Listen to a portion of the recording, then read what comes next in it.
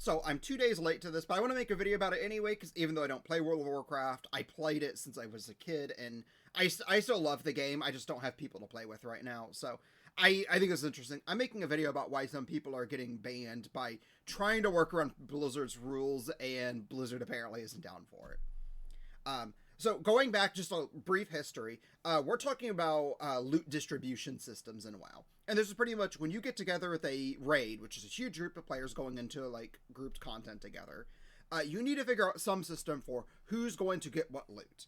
Because essentially everybody's doing this because they want to gear their character and get stronger. And if you don't have a system, it becomes really chaotic and people get really moody.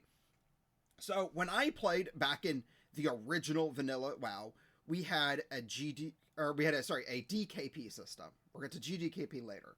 Just DKP, which pretty much you got points for just contributing. Things like showing up to raid, every boss that you guys, your group down, you get extra points for. You might get extra points for showing up early, for providing materials and supplies. Guilds did things differently, but generally it was just contribution points. And then when loot you wanted dropped, you would spend those points to pretty much outbid other people in the group and be like, I've been contributing more than you have recently, so this item is mine. You'd spend your points, and the next time something dropped, the next person in line would get it because you'd have lower points. And that was kind of the general GDKP or DKP system. Some guilds did things like Loot Council, and I think Loot Council is still used. Where pretty much you have officers of the guild that just decide who gets what piece of gear. And the idea is that allows them to be objective and say, like, oh, this epic piece of gear dropped, but this person who's been contributing a lot is still wearing greens. We're going to give it to them because it helps the overall raid more than giving it to somebody who only has, like, a slight upgrade. And that can cause a little bit of controversial problems for things like favoritism or whatever, but it works. And then you could just roll off, right? You just slash roll 100. You roll a D%, which means you get a random value between 1 and 100. And whoever rolls the highest wins. Sometimes you get really lucky and it's awesome. Sometimes you get really unlucky and it sucks. But it is, by RNG, fair, if you want to call it that. Whatever. And then a newer system has popped up. And I say newer as in a few years. But this is GDKP system. Now, instead of using the DKP system of like points towards your community, you just spend gold to buy the item. And what traditionally happens is somebody in charge of the raid or a group of officers in charge of the raid will organize and collect loot from bosses. And then usually at the end of the raid, although I've seen some raids do it midway through, you will bid gold to buy the item. And it's pretty much whoever brought the most gold with them can walk away with the most loot. It's a very simple system because anybody can spend time in game farming money, selling stuff on the auction house to get more, and then you go on these runs, and it's straightforward.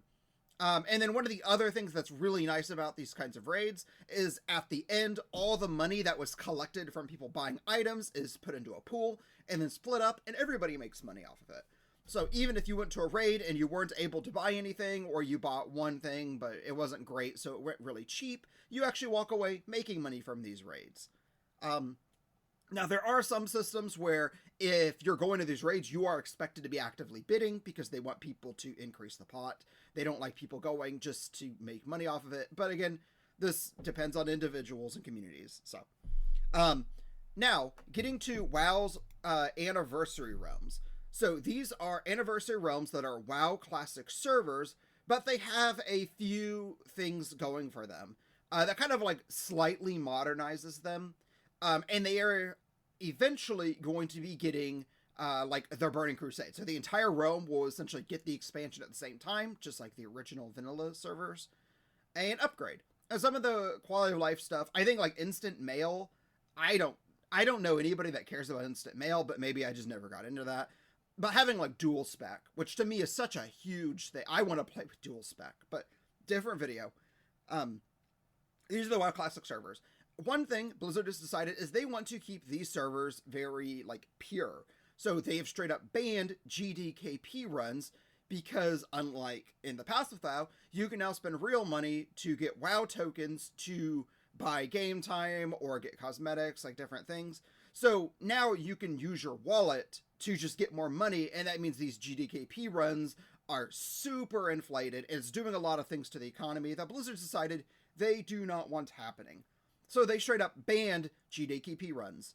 And this isn't something from 2 days ago. This is something that's they decided.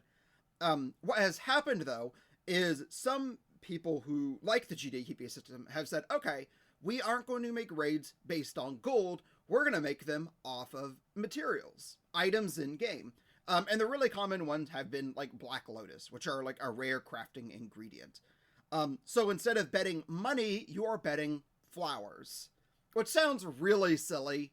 But the idea is this allows them to get away around the system, because if you want, you can always just sell your flowers for money in the auction house or buy them. And so you are still using gold indirectly, but this is pretty much a system that some players really like to use, and they didn't take Blizzard's notion, and they tried to work around it. Well, apparently 2 days ago, a lot of people got banned for it. There was a post on Reddit, which is where I'm getting the 2 days thing, asking about people getting banned erroneously. People saying, I didn't contribute to these systems, I didn't participate in them, why am I getting banned? And this has started a pretty big discussion on Reddit about is Blizzard banning the right kind of people? What about people that are botting in the game? Why aren't they getting banned as quickly? Some players are pointing out that these people are getting banned. It's just that botting is so prevalent that they can level up characters and just make a new account and make money from that. Anybody that plays older school RuneScape like myself knows how bad botting has gotten in MMOs. But yeah, so there's also a lot of discussions where people are saying they didn't participate in these systems, but they got banned, which is kind of Blizzard being like, no, we know you were, don't lie to us. And it's just kind of making a fuss in the community, especially on the /Classic WoW subreddit. And I kind of wanted to throw that out there because I think World of Warcraft is interesting, even if I don't play. And that's mostly just because I'm an MMO nerd. But I thought this whole thing was really interesting, so I wanted to make a video about it, even though I'm a little late.